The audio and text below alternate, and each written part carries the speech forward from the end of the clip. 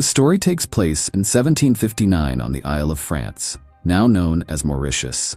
It was a brutal time when black people were forced to work on sugarcane plantations.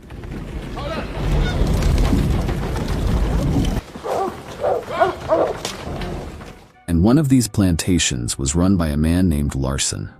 One day, Larson called on one of his trusted slaves, Masamba, and told him to make sure the other workers pushed harder. Harvest season was just 2 weeks away, and Larson wanted everything ready. But this didn't sit well with Masamba's friends. They saw him as a sellout, a bootlicker for the white man. That night, Masamba's daughter, Mati, tried to talk some sense into him. She begged her father to escape with her to a place she'd heard about, a utopian village hidden in the mountains where slaves could live free. Mati was done with being treated like an animal. Masamba wasn't buying it. To him, that village was nothing more than a fairy tale, a dream that didn't exist. The next day, things took a dark turn. A husband and wife were caught trying to escape the plantation. Larson's men didn't hold back. They tortured the couple mercilessly, even cutting off the husband's ears as a warning to everyone else. Faites en sorte que ça n'arrive jamais. Le code, c'est la loi. That night, Mati was in tears. She couldn't shake the horror of what she'd seen. Desperate, she begged her father again to leave the plantation with her, but Masamba still refused. He wasn't ready to take that risk. The thought of being caught and facing punishment, torture, or even hanging was too much for him to bear. Later, Masamba was summoned by Larson, who had an important guest, the governor. Masamba, who had been brainwashed into submission, obediently told the governor that black people were no different from animals and that their only purpose was to serve white people. The governor seemed pleased with this answer.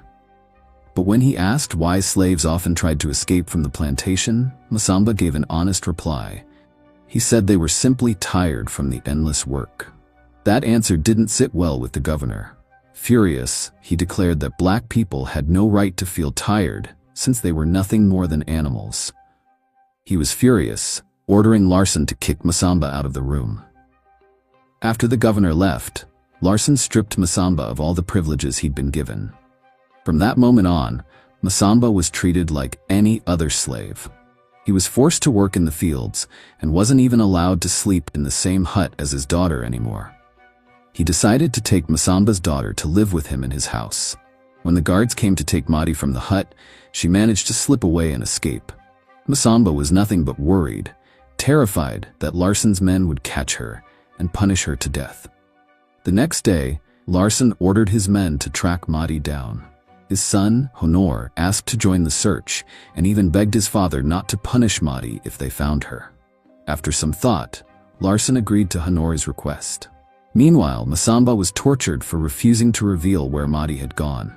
Things escalated when a notorious slave hunter named Victoire showed up with her 2 sons. She tried to sweet-talk Masamba into giving up Mati's location, but he stood his ground and refused to say a word, despite receiving endless whipping that wounded his back so badly. Frustrated, Victoire turned her attention to Mati's close friend, Ruba. She threatened Ruba, who out of fear finally cracked and revealed that Mati had run away to the rumored utopian village in the mountains. As for Masamba, after enduring relentless torture, he was locked up and told he wouldn't be released until Mati was found. In the afternoon, Ruba was heading back to her hut when she tossed something into the dog cage, causing the poor animal to die instantly.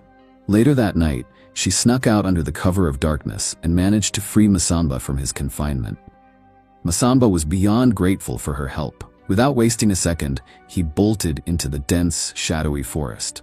After running a good distance away from the plantation, Masamba stopped to deal with the chain still wrapped around his head. He grabbed a stone and smashed the padlock until it broke. Fueled by determination, he pressed on through the forest, desperate to catch up with his daughter. That night, while taking a break from their hunt, Honor, who secretly hated the idea of slavery, opened up to Victoire. He asked her if she ever felt even a shred of pity for the black people forced to work endlessly every day. Victoire, as cold as ever, shot him down with her words, saying she didn't feel the slightest bit of pity.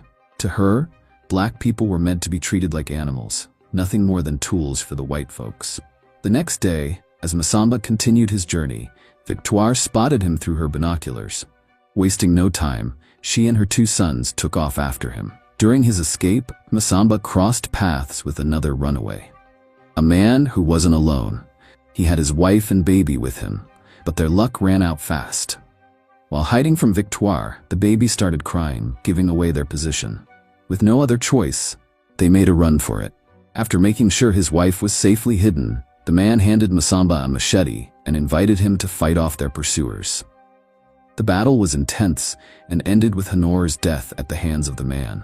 While Masamba chose to spare the life of one of Victoire's sons he managed to pin down.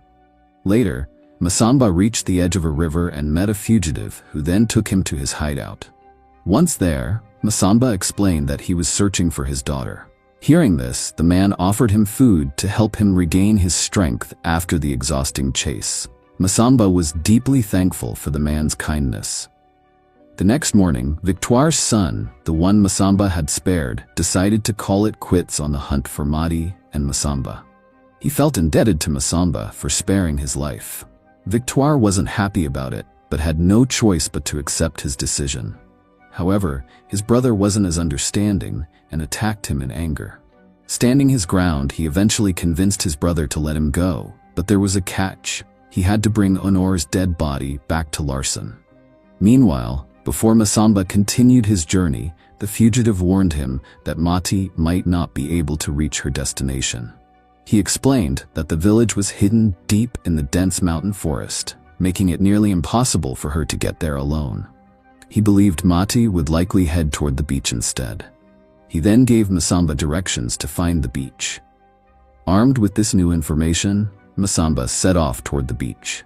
Not long after he left, Victoire and her son discovered the fugitive's hideout. Without hesitation, they shot him in the leg to stop him from escaping.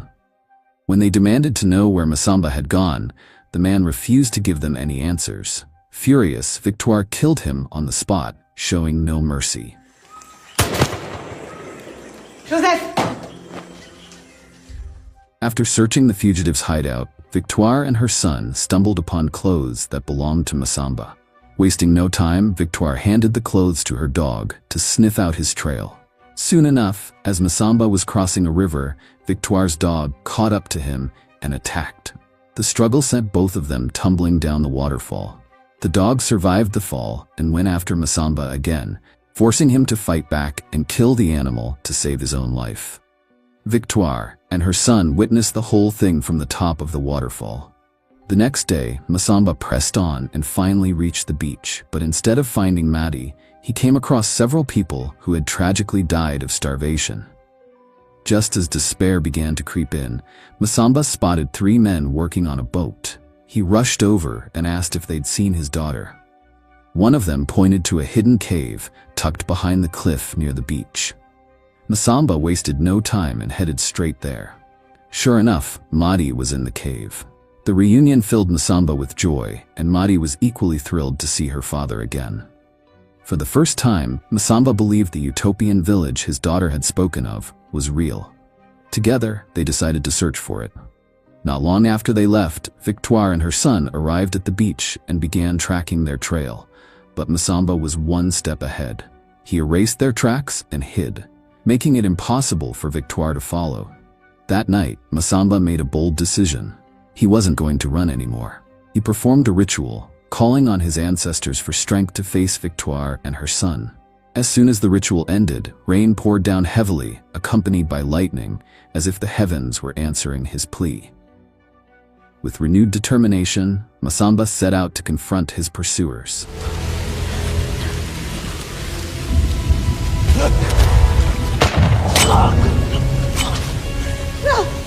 The showdown began with Masamba managing to stab Victoire's son, leaving him gravely wounded. Victoire, faced with the heartbreaking choice, ended her son's suffering herself. Now it was just her and Masamba. She spotted him lurking in the dark and tried to sneak up on him, firing a shot from behind. But when she looked again, Masamba had vanished. Confused and disoriented, Victoire didn't see him coming as he appeared from behind and stabbed her, ending her life. Meanwhile, At Larsson's house, a woman, the representation of the ancestors in the form of Mati's mother, showed up and killed him. The next morning, Mati helped her injured father as they tried to leave the area. But midway through their journey, Masamba collapsed. Mati panicked, screaming for help, desperate not to lose her father. Luckily, villagers from the nearby hills heard her cries and came to their rescue. They helped carry Masamba to their village. And Mati realized this was the utopian village they'd been searching for all along. Once they arrived, the villagers treated Masamba's wounds, including the injury on his back. Thanks to their care, his condition began to improve the very next day. In the village, life was free and peaceful. The villagers survived by hunting and fishing, and as time passed, Mati and Masamba embraced their newfound freedom. One day, Mati saw a figure in the forest that looked like her mother. The sight filled her with happiness, but the joy was short-lived. One morning, troops sent by the governor discovered the village. They came to capture the villagers and force them back into slavery on the state-owned plantation managed by Larsson before. But instead of surrendering, the villagers, along with Mati and Masamba, began singing the song of freedom. Their voices echoed powerfully, leaving the soldiers stunned and motionless. The song wasn't just music, as it carried supernatural energy that drained the soldiers of their strength and courage. Their weapons became useless as the villagers continued singing, their voices filling the air with an unyielding spirit. Frozen in place, the soldiers could only watch as the villagers leaped off the cliff.